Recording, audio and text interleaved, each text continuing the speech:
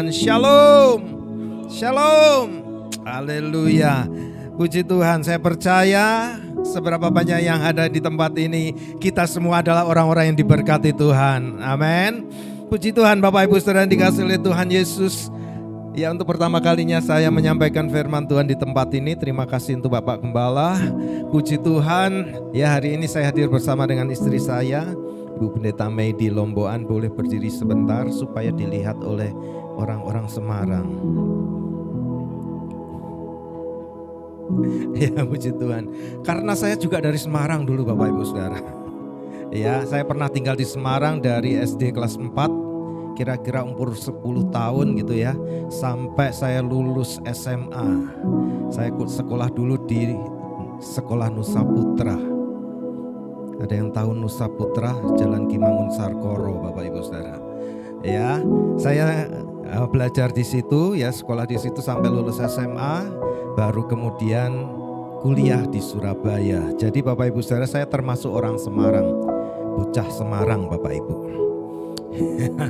Bapak Ibu Saudara yang dikasihi oleh Tuhan Yesus Kristus, dan ini sesuatu yang luar biasa kalau saya bisa khotbah di kota Semarang. Baru pertama kalinya loh Pak Andi. Ya, karena walaupun saya memang berasal dari salah satu gereja di mana termasuk keluarga juga yang ada di sana, tapi saya belum pernah khotbah di sana. Ya, ini sesuatu luar biasa ya. Puji Tuhan, saya berasal dari kota Manado, Bapak Ibu Saudara ya. Ya, sekarang ini saya menggembalakan di Manado, sudah 25 tahun saya berada di sana bersama istri saya. Karena istri saya ini ya asalnya dari Manado ya, Bapak Ibu Saudara. Ya, puji Tuhan, itu saja perkenalannya. Putri saya 2, masih belum menikah dua-duanya. Kalau ada yang punya putra yang dewasa boleh daftar. Ya, puji Tuhan Bapak Ibu Saudara ya. Hari-hari ini kita melihat sesuatu yang luar biasa di tengah-tengah kita, di sekitar kita ya. Begitu banyak masalah, begitu banyak problem di luar sana ya. Kalau kita melihat simpang siur berita luar biasa, orang-orang jadi ragu untuk mengambil keputusan, untuk melangkah, untuk bekerja, untuk buka usaha sekalipun orang-orang mulai ragu. Bapak Ibu Saudara, tetapi kita percaya di dalam Tuhan Yesus ada pembelaan Tuhan. Amin. Karena itu di dalam Mazmur 118 ayat yang ke-8, itu ayat tengah-tengah dari Alkitab kita, Bapak Ibu Saudara, itu dikatakan lebih baik berlindung pada Tuhan daripada percaya kepada manusia. Manusia boleh punya prediksi yang luar biasa. Ya, mungkin terjadi, mungkin juga gagal, Bapak Ibu Saudara. Entah itu terjadi, entah itu gagal prediksi manusia, tetaplah percaya kepada Tuhan, berlindung pada Tuhan, itu lebih dari semuanya. Amin. Jangan percaya pada apapun yang dikatakan manusia, sekalipun itu pasti terjadi. Ingat, manusia hanya bisa memprediksi. Ya, mungkin bisa 99% berhasil prediksinya, tapi ada 1% juga yang gagal. Karena prediksi manusia tidak pernah sempurna. Amin. Hari-hari ini masa sukar luar biasa. 2 Timotius pasal 3 ayat 1 dan 2 saya ingin kita baca ayat ini sebelum saya masuk dalam pembahasan kita hari ini tentang invitation, God's invitation ya. Undangan dari Tuhan. 2 Timotius pasal 3 ayat 1 dan 2, bagian yang A saja, yang ayat 2-nya. Ketahuilah pada hari-hari terakhir akan datang masa yang sukar, bukan masa yang mudah, bukan masa yang nyaman. Pada hari-hari terakhir akan datang masa yang sukar. Kenapa? Manusia akan mencintai dirinya sendiri dan menjadi hamba uang. Kenapakah hari-hari ini peperangan di mana-mana? Ya, khususnya di Timur Tengah sana perangnya luar biasa, Bapak Ibu Saudara. Kenapa? Karena mereka egois, mencintai diri sendiri, lalu jadi hamba uang. Pengennya hanya negaranya saja yang berhasil, tidak peduli dengan negara yang lain. Kalau bisa yang lain mati, yang penting saya bisa hidup dan senang, gitu Bapak Ibu Saudara. Ya, dan itu yang terjadi hari-hari ini, masa yang sukar. Akibatnya kehidupan ekonomi tidak semakin baik. Belum lagi kita kena bencana ya, pandemi ya, 4-5 tahun yang lalu Bapak Ibu Saudara. Itu terjadi membuat semua ekonomi hari-hari ini tidak bisa kita prediksi ke depannya, ya. Kesulitan, lalu hubungan sosial mulai manusia antar manusia, tidak lagi ada kasih di dalamnya. Kemudian keamanan, Bapak Ibu Saudara, karena begitu banyaknya PHK, orang pengen cari nafkah, tidak bisa cari nafkah. Akibatnya berbuat apa saja termasuk yang tidak halal, mencuri, korupsi dan sebagainya. Ya, dan hari-hari ini itulah yang terjadi. Tetapi Bapak Ibu Saudara, menghadapi masa yang sukar ini, Tuhan memberikan undangan bagi kita. Tuhan mengundang kita, ya, God's invitation. Kita lihat dalam Matius pasal 11 ayat yang ke-28 sampai dengan yang ke-30. Matius pasal yang ke-11 ayat yang ke-28 sampai dengan yang ke-30. Bapak Ibu Saudara bisa baca ayat ini? Kelihatan ya? Ya. Marilah kepadaku semua yang letih lesu dan berbeban berat, aku akan memberi kelegaan kepadamu. Berapa banyak yang hari-hari ini punya beban dalam hidup kita? Ada yang tidak punya persoalan, boleh angkat tangan? Tidak berani angkat tangan. Yang punya persoalan boleh angkat tangan. Oh, ada Bapak Ibu Saudara. Yang tidak angkat tangan, saudara apa? Bingung. Ya, yang letih lesu berbeban berat, yang punya persoalan hari-hari ini, hampir semua kita punya persoalan. Tidak ada manusia yang tidak punya persoalan, Bapak Ibu Saudara. Tetapi firman Tuhan mengatakan, aku akan memberikan kelegaan kepadamu. Kelegaan. Tetapi ada yang Tuhan katakan, pikulah kuk yang kupasang dan belajarlah padaku, karena aku lemah lembut dan rendah hati, dan jiwamu akan mendapat ketenangan. Jadi kelegaan kalau kita lakukan ayat yang ke-29-nya. Dan yang terjadi, kenapa ayat 29 itu, ayat 30 mengatakan kuk yang kupasang itu enak dan bebanku pun ringan. Saudara tahu, ketika Tuhan memberikan sebuah tugas, Tuhan punya kepentingan dengan tugas itu. Tuhan punya kepentingan dengan kita. Karena itu Tuhan buat enak dan ringan. Kenapa? Karena tanggung jawab yang besar itu ada di dalam Tuhan. Bagian kita hanya melakukannya, mengerjakannya. Dan kita tetap, memang kita harus bertanggung jawab dengan apa yang kita lakukan ini, Bapak Ibu Saudara, supaya kita terima kelegaan. Bapak Ibu yang dikasihi oleh Tuhan Yesus, orang yang letih lesu, orang yang berbeban berat, Tuhan suruh marilah kepadaku. Bapak Ibu, ini ada undangan Tuhan.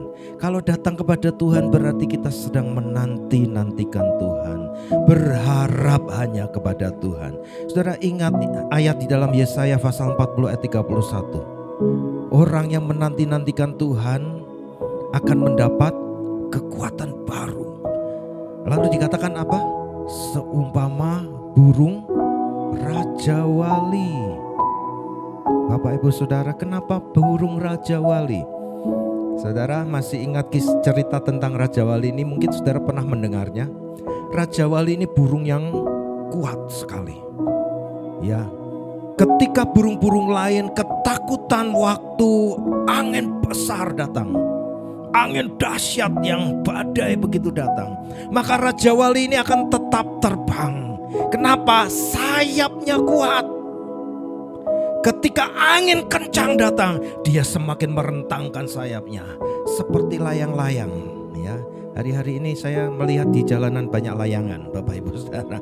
Ya, merentangkan sayapnya, ketika kena angin semakin tinggi dia terbang. Dan dia akan ada di atas badai. Rajawali kuat di sayapnya. Rajawali punya ketangkasan luar biasa, dia sangat gesit ketika dia terbang. Ketika dia akan memangsa suatu binatang, Bapak Ibu Saudara, dia tahu ada binatang di sana, maka dia dengan gesitnya dia tangkap dengan cakar-cakarnya. Sekejap saja dia bisa langsung ambil, langsung terbang lagi. Itu rajawali luar biasa. Dan dengan paruhnya dia bisa mencapik-capik mangsanya. Tetapi rajawali punya usia, ya, sama dengan manusia. Faktor U, Bapak Ibu Saudara, umur, ya. Ketika dia mulai berusia 40 tahun dia mulai tua. Ya. apa yang terjadi? Fisiknya mulai berubah. Sama dengan manusia, ya mulai pegel-pegel gitu ya kalau manusia. Bapak Ibu Saudara, kalau Raja Wali bulunya semakin lebat. Kalau bulunya semakin lebat, dia tidak tangkas lagi, dia tidak gesit lagi ketika terbang. Dia sulit untuk mengambil mangsanya. Kenapa? Cakar-cakarnya sudah semakin panjang, sudah susah untuk menangkap mangsanya. Paruhnya juga semakin tumpul, semakin panjang dan tumpul Bapak Ibu. Susah untuk mencapik-capik, kalaupun dia dapat mangsa, untuk mencapik-capik mangsanya susah. Ya, itu Raja Wali yang sudah tua. Apa yang terjadi dengan Raja Wali ini? Dia harus mengambil satu keputusan. Dia harus naik ke tempat yang tinggi. Dia cari tempat yang tinggi. Dia atas batu karang yang tinggi, gunung batu yang tinggi. Di situ dia buat sarangnya. Dia terhindar dari predator, ya, binatang-binatang predator, binatang-binatang yang bisa memangsa dia.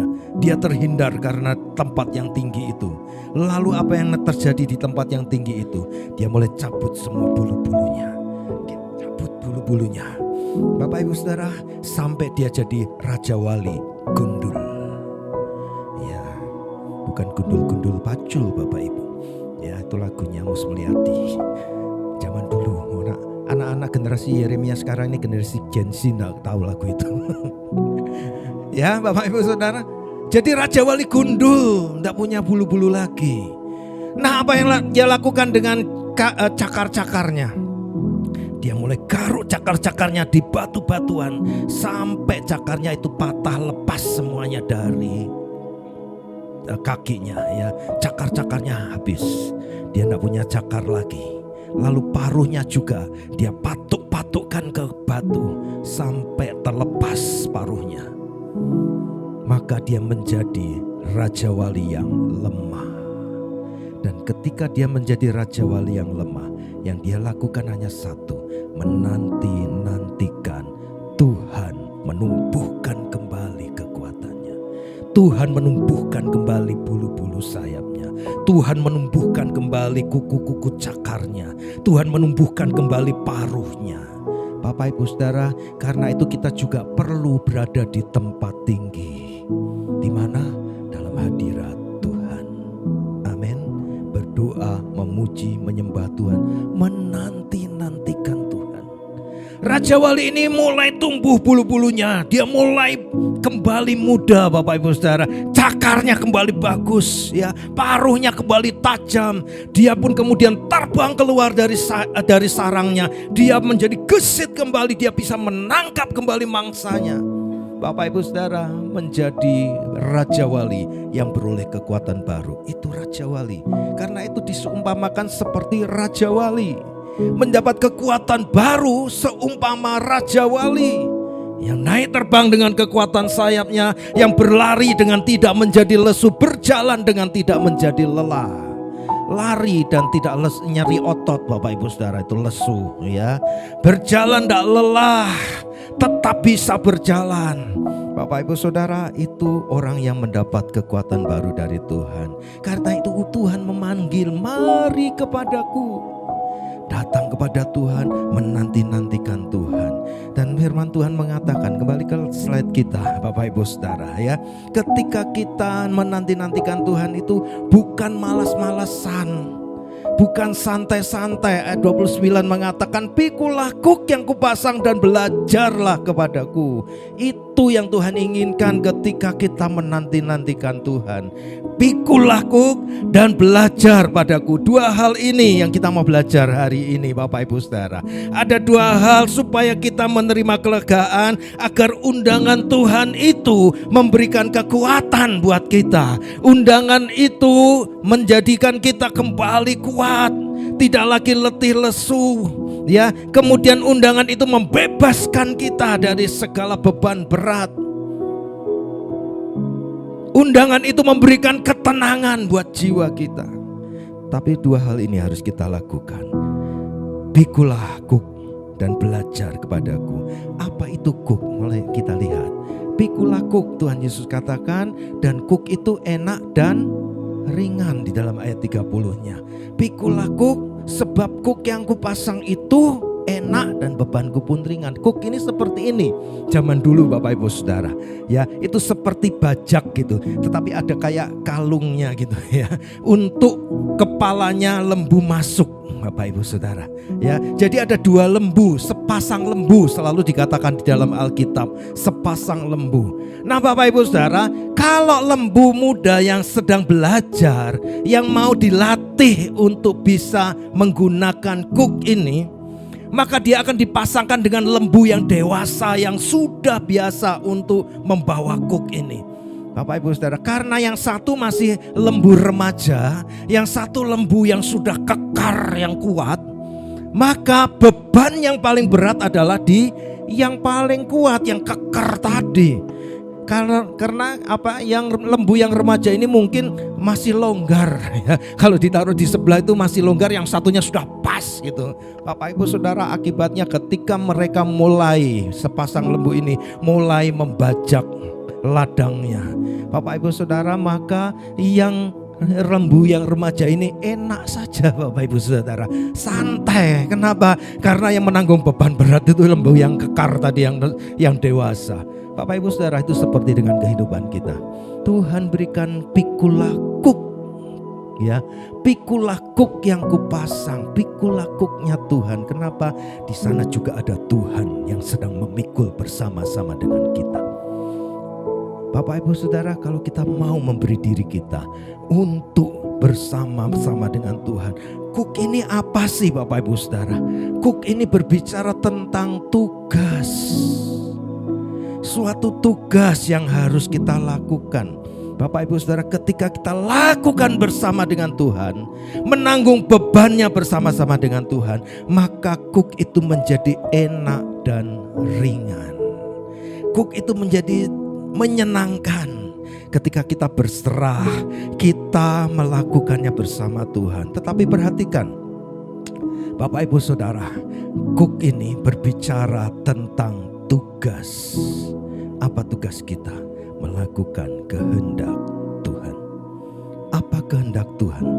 Bapak Ibu Saudara, sebelum kita melihat apa kehendak Tuhan, Bapak Ibu Saudara, ketika kita melakukan bersama-sama dengan Tuhan, itu bukan berarti kita pasrah.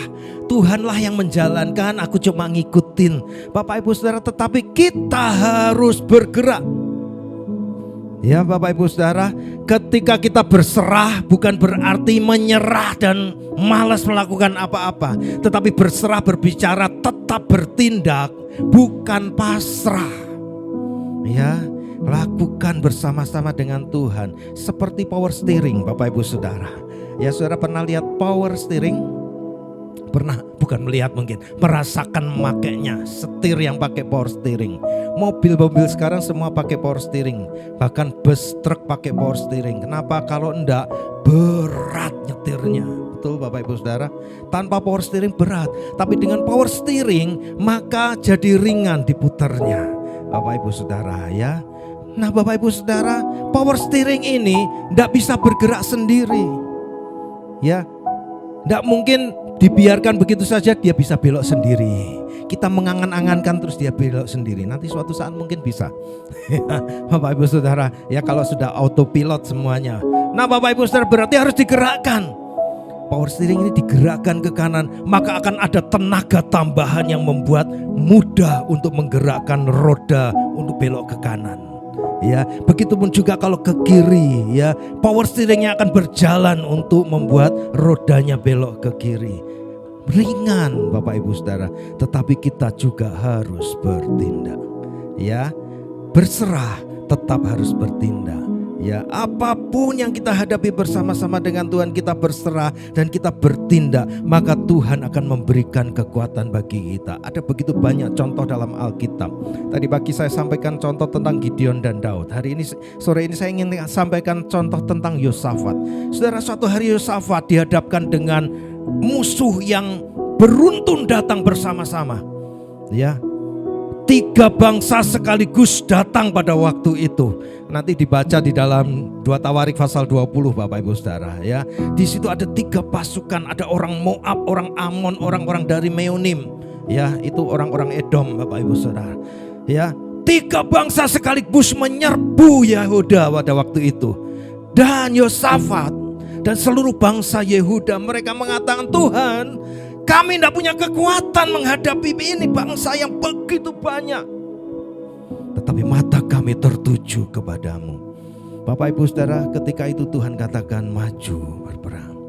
Ya, angkat tabut Tuhan di depan, lalu maju. Dan Bapak Ibu Saudara, ketika mereka maju, walaupun jumlah mereka sedikit, kekuatan mereka terbatas, maka Tuhan yang beracara membuat orang-orang bangsa-bangsa ini saling berperang sendiri. Tadinya maju bersama-sama bersekutu, tiba-tiba jadi perang sendiri. Ya, akhirnya Yosafat ketika datang ke sana tinggal hanya untuk mengambil, merampasi barang-barang karena musuhnya udah mati semua. Bapak Ibu Saudara, tetapi Yosafat disuruh maju.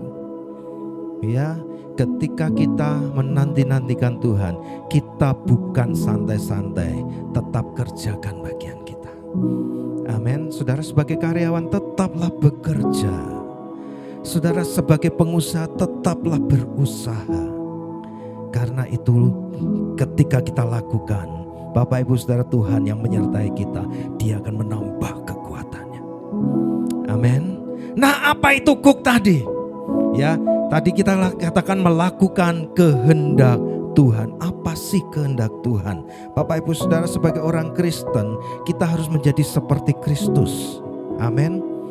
Kristus itu melakukan kehendak Allah seperti makanannya. Ya, di dalam Yohanes 4 ayat yang ke-34 Tuhan Yesus mengatakan seperti ini. Kata Yesus kepada mereka, makananku ialah melakukan kehendak Dia yang mengutus aku dan menyelesaikan pekerjaannya. Inilah jadi makanan. Kalau makanan itu untuk apa Bapak Ibu Saudara? Untuk supaya hidup, untuk punya tenaga, sumber energi, itu makanan. Karena itu makanlah untuk hidup, jangan hidup untuk makan. Ya, karena banyak orang sekarang kan zamannya wisata kuliner. Jadi kemana-mana cari makan terus. Ya Bapak Ibu Saudara, tidak salah makan Bapak Ibu Saudara, tetapi ya jaga-jaga, jangan kelebihan. Amin. Kalau kelebihan yang lainnya ikut lebih Bapak Ibu Saudara.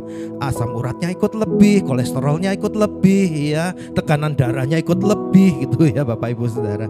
Ya, karena itu hidup itu bukan untuk makan, tapi untuk mempermuliakan Tuhan. Justru makanan itu untuk hidup. Nah, makanan buat Tuhan Yesus, apa yang menjadi makanannya? Melakukan kehendak Allah. Kalau kita menjadi seperti Kristus, sama seperti Dia, maka kita juga harus melakukan kehendak Allah. Apa yang menjadi kehendak Allah? Inilah kuknya itu, tugasnya itu. Inilah kehendak Allah. Yohanes 6 ayat yang ke-40. Ayo kita baca sama-sama. Sebab inilah kehendak Bapakku, yaitu supaya setiap orang yang melihat Anak dan yang percaya kepadanya beroleh hidup yang kekal, dan supaya aku membangkitkannya pada akhir zaman. Kalau semua orang melihat Anak, yang melihat Anak bisa percaya kepada Anak. Anak siapa sih Bapak Ibu? Tuhan Yesus. Amin. Kalau orang melihat Tuhan Yesus, percaya kepada Tuhan Yesus, maka dikatakan beroleh hidup kekal dan beroleh kebangkitan pada akhir zaman. Bapak Ibu Saudara, yang bangkit bukan cuma yang mati, yang masih hidup pun Tuhan ubahkan sekejap itu seperti kebangkitan dalam tubuh kemuliaan. Bapak Ibu Saudara, jadi kehendak Bapa supaya semua orang diselamatkan. Tetapi perhatikan firman Tuhan mengatakan supaya setiap orang yang melihat Tuhan Yesus, melihat Anak. Bagaimana semua orang bisa melihat Tuhan Yesus? Hari-hari ini Bapak Ibu Saudara, Tuhan Yesus ada di surga. Amin. Tuhan Yesus dikatakan harus ada di sana sampai pemulihan segala sesuatu, dan Tuhan Yesus akan datang kembali. Bagaimana fisik manusia bisa melihat Yesus? Bisa kalau kita menjadi seperti Kristus. Tadi kita menjadi murid Kristus, kita menjadi seperti Kristus, kita menjadi cerminan Kristus. Orang melihat Kristus ketika melihat kita, maka di sanalah ketika itu orang bisa percaya kepada Tuhan Yesus. Jadi hidup kita ini yang jadi kesaksian. Amin. Hidup kita yang jadi kesaksian, pekerjaan kita jadi kesaksian, ya, apa yang kita lakukan, kita bicarakan itu menjadi kesaksian. Ya, Bapak Ibu Saudara, jangan saudara katakan aku enggak bisa bicara. Aku enggak bisa bicara, enggak bisa ngomong. Bapak Ibu Saudara melihat saya berdiri di sini itu kasih karunia dan mujizat. Ya, tadi pagi juga saya sampaikan, saya ini dikenal oleh teman-teman itu semuanya the silent man. Tahu saudara, manusia sepi. Ya, enggak pernah ngomong gitu loh ya. Susah untuk ngomong. Kalau ditanya pun jawabannya ya atau tidak. Bapak Ibu Saudara, jawabannya singkat padat. Tetapi hari ini saya bicara di sini, itu luar biasa kasih karunia Tuhan. Amin. Saudara pernah dengar cerita tentang si gagap? Ya, satu hari ada seorang yang bicaranya gagap, minta maaf kalau ada yang gagap di sini. Ini cuma ilustrasi Bapak Ibu, ya. Nah, ketika orang ini cari kerjaan karena dia butuh kerjaan, butuh nafkah hidup, dia kemudian cari-cari lowongan kerjaan sampai dia scroll semuanya. Ada salah satu penerbit buku, ya. Dia penerbit ini cari penjual sales untuk buku. Nah, Bapak Ibu Saudara, waktu si gagap ini, saya bilang si gagap gitu aja ya, jangan kasih nama nanti salah nanti. Ya, si gagap ini waktu melihat, wah, saya mau masuk lowong, maka dia mulai mencari pekerjaan, dia sampaikan surat lamaran pekerjaan. Bapak Ibu Saudara, ketika dia sampaikan lamaran, dia mau diinterview. Waktu diinterview, Bapak Ibu Saudara, ya, manajernya yang cari sales buku ini, waktu lihat dia dengar suaranya langsung hopeless ini. Nggak mungkin dia, kenapa gagap, bagaimana dia mau jadi sales buku. Yang pinter bicara saja susah untuk jual buku, bukunya tebel Bapak Ibu Saudara. Ya, karena itu susah untuk dijual. Tapi Bapak Ibu Saudara, si gagap ini maksanya luar biasa. Ngotot sekali. Saya pasti bisa. Karena dia ngotot Bapak Ibu Saudara, manajernya oke, gini aja. Saya enggak mau kasih gaji kamu. Saya terima, tapi saya cuma mau kasih komisi. Kalau kamu bisa jual satu buku, saya kasih sekian rupiah. Bapak Ibu Saudara, wah, senang sekali nih si gagap. Dia datang ke kantor penjual buku itu, ya, dia ambil 3 buku. Wah, Bapak Ibu Saudara, belum sampai jam makan siang, sekitar jam 10, jam 11, dia sudah balik ke kantor bawa uang. Laku Bapak Ibu Saudara, kaget manajernya. Orang yang normal saja susah untuk jual satu buku dalam 1 minggu. Ini baru berapa jam dia sudah jual 3 buku. Wow, langsung dia ambil lagi 3 buku. Pas jam makan siang dia balik ke kantor, sudah terjual buat Bapak Ibu Saudara. Sampai akhirnya, singkat cerita, di akhir tahun biasanya perusahaan itu ada penghargaan buat orang-orang yang berhasil gitu ya, sales yang memiliki penjualan terbaik. Maka pada waktu itu diumumkan, penjual terbaik tahun ini adalah si Gagap. Wah, semua tepuk tangan luar biasa. Gagap, tolong kasih tahu rahasianya. Apa sih kamu bilang? Bapak Ibu Saudara, waktu dia maju ke depan, disuruh kasih tahu rahasianya, maka si Gagap ini mengatakan, saya melakukan gampang kok. Bapak Ibu Saudara, ya. Terus Gagap mengatakan, saya cuma bilang mau beli buku ini atau saya bacakan. Bayangkan saudara, buku satu begini dibacain sama orang yang gagap. Saudara lelah dengarnya. Ya, Bapak Ibu Saudara, sesuatu yang lemah dia pakai sebagai kekuatan. Kadang-kadang kita bersaksi takut. Saya lemah, saya tidak bisa bicara, saya tidak tahu ayat-ayat Alkitab, saya tidak hafal. Bapak Ibu Saudara, tahukah kelemahan kita Tuhan bisa pakai untuk kekuatan? Amin. Asal kita mau memberi diri kita. Pikul lakukan kehendak Bapa. Selamatkan jiwa-jiwa, jadilah saksi bagi kemuliaan Tuhan. Karena goalnya dari kehidupan kita harusnya keselamatan jiwa-jiwa. Lihat di sekeliling kita, siapa saudara kita, teman kita yang belum mengenal Tuhan. Jadilah saksi buat mereka. Mungkin tidak langsung dengan perkataan kita, tapi dari setiap perbuatan kita.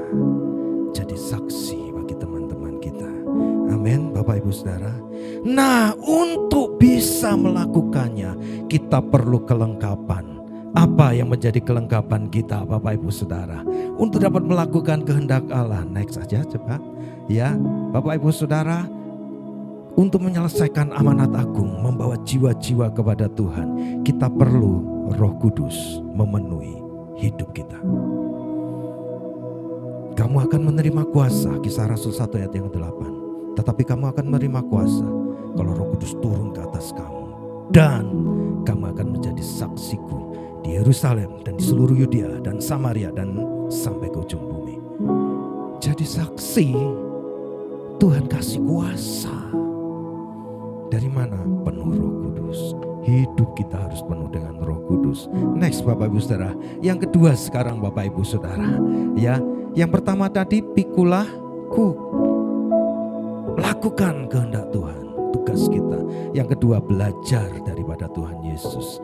Belajarlah padaku. Firman Tuhan mengatakan, karena aku lemah lembut dan rendah hati, dan jiwamu akan mendapat ketenangan. Ada ketenangan jiwa. Kenapa? Belajar dari Tuhan Yesus. Berarti kita menjadi murid Kristus. Dan tadi kita mau menjadi sama seperti Kristus. Lukas pasal 6 ayat yang ke-40 mengatakan, seorang murid tidak lebih dari gurunya, tetapi barang siapa yang telah tamat pelajarannya akan sama dengan gurunya. Kalau kita mau belajar dari Tuhan Yesus, pada saatnya kita akan menjadi sama seperti Kristus, serupa dengan Yesus. Belajar dari Dia. Firman Tuhan mengatakan tadi, karena aku lemah lembut dan rendah hati. Belajar dengan kelemah lembutan akan lebih baik daripada belajar dengan kekerasan. Lemah lembut dan rendah hati, Bapak Ibu Saudara, Tuhan Yesus memiliki kelembutan yang luar biasa. Ketika darahnya tercurah di atas kayu salib, Tuhan Yesus tidak mengatakan, Bapa balas mereka. Tidak, Bapak Ibu Saudara. Tapi Tuhan Yesus katakan apa? Ampunilah mereka, sebab mereka tidak tahu apa yang mereka perbuat. Bapak Ibu Saudara, darah tercurah pertama kali terjadi di kitab Kejadian ketika Kain membunuh Habil, dan darahnya berteriak dari tanah. Ya, dalam bahasa Indonesia sehari-hari ditulisnya di sana, ya, darah Kain itu dikatakan minta pembalasan.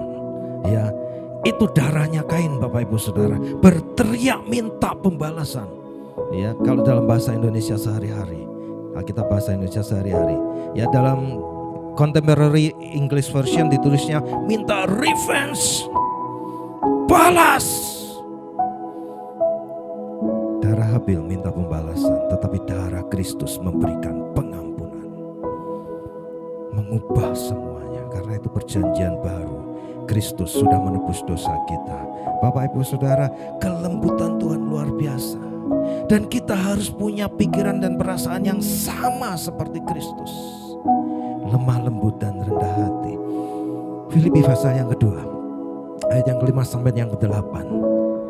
Hendaklah kamu dalam hidupmu bersama menaruh pikiran dan persamaan yang terdapat juga dalam Kristus Yesus, yang walaupun dalam rupa Allah tidak menganggap kesetaraan dengan Allah itu sebagai milik yang harus dipertahankan.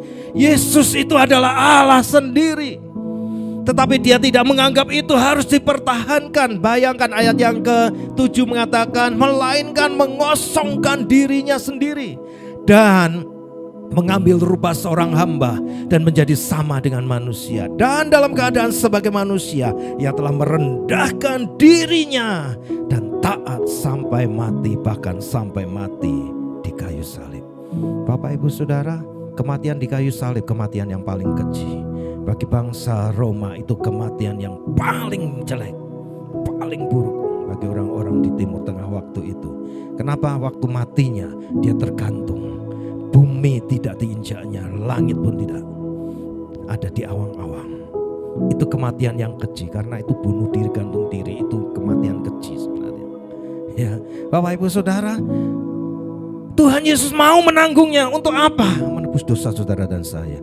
Inilah pikiran dan perasaan Kristus. Itu juga yang harusnya ada di dalam kehidupan kita. Menaruh pikiran dan perasaan Kristus. Apa yang kita lakukan? Ayat 6 dan 7 tadi mengatakan menyangkal diri, mengosongkan dirinya, meninggalkan keakuannya, meninggalkan egonya. Aku yang berkuasa atas segalanya ditinggalkannya. Begitupun juga manusia, kita yang punya ego, ya, kita yang punya gengsi yang tinggi, tinggalkan gengsi kita. Jabatanku tinggi, tinggalkan jabatan kita. Kekayaanku luar biasa, tinggalkan kesombongan akan kekayaan ini. Bapak Ibu Saudara, merendahkan diri. Sekalipun kita punya jabatan tinggi, kita punya kekayaan, kita punya hikmat luar biasa, tetaplah kita merendahkan diri. Itu meninggalkan, menyangkal diri, mengosongkan diri, melepas semua hak kita, status sosial yang hebat. Bapak Ibu Saudara, itu kita harus lepaskan, merendahkan diri. Tuhan Yesus merendahkan diri menjadi rupa seorang hamba. Apa itu hamba? Budak, dulos. Saudara tahu dulos artinya apa? Keset. Tahu keset? Yang di depan pintu ada tulisan welcome. Ya, itu keset Bapak Ibu Saudara. Welcome gitu ya. Ya, itu keset. Kenapa budak yang paling tidak berharga? Dulos. Tugasnya cuma satu. Ketika ada orang masuk ke dalam rumah tuannya, entah itu tuannya sendiri ataukah tamu dari tuannya, tugasnya itu mengelap kakinya tuannya. Itu dulos. Itu keset Bapak Ibu Saudara. Membersihkan kaki. Tugasnya cuma itu. Rendah sekali. Mengambil rupa seorang hamba dan menjadi sama dengan manusia. Dan dalam keadaan sebagai manusia, dia mau mati. Bukan hanya mati, mati di atas kayu salib. Mati dengan cara yang keji. Ini pikul salib. Karena itu Bapak Ibu Saudara, Matius pasal 16 ayat yang ke-24. Matius pasal 16 ayat yang ke-24. Matius 16 ayat yang ke-24. Lalu Yesus berkata kepada murid-muridnya, setiap orang yang mau mengikut aku, ia harus menyangkal dirinya, memikul salibnya, dan memikut aku. Kalau kita mau belajar dari Tuhan Yesus, yang pertama menyangkal diri.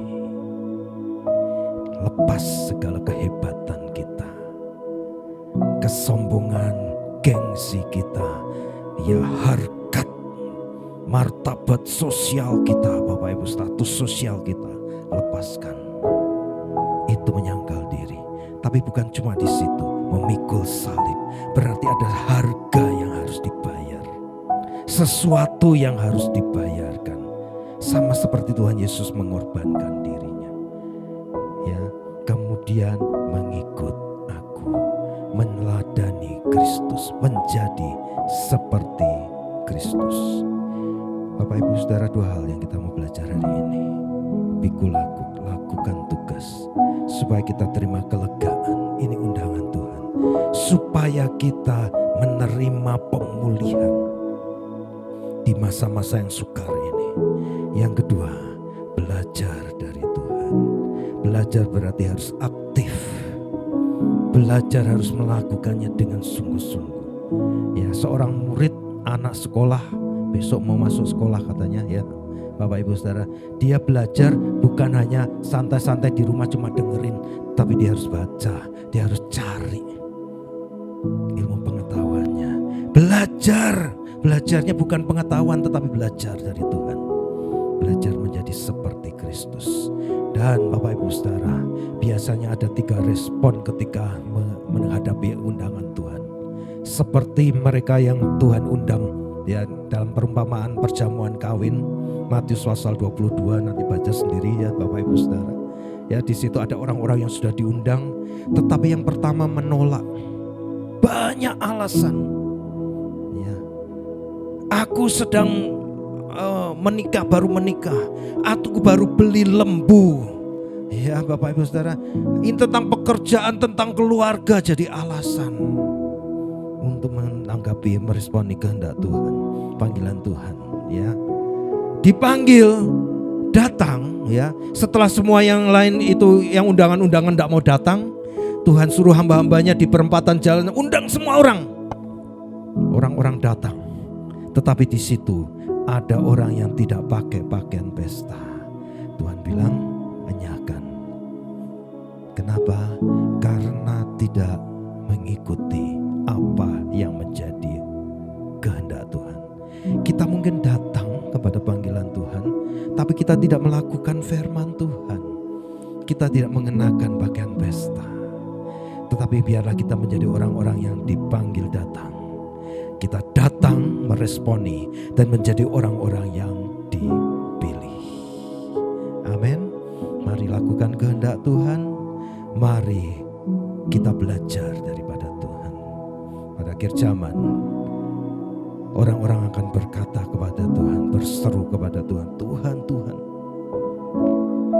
Tetapi Tuhan mengatakan, tidak semua orang yang berseru kepadaku Tuhan, Tuhan masuk dalam kerajaan surga, melainkan setiap orang yang melakukan kehendak Bapa.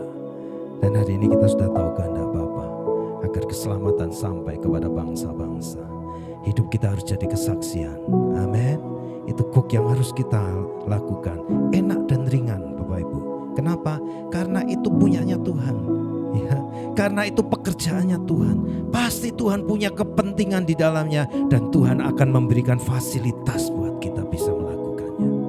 Enak dan ringan. Amin. Yang kedua, belajar dari Tuhan yang lemah lembut.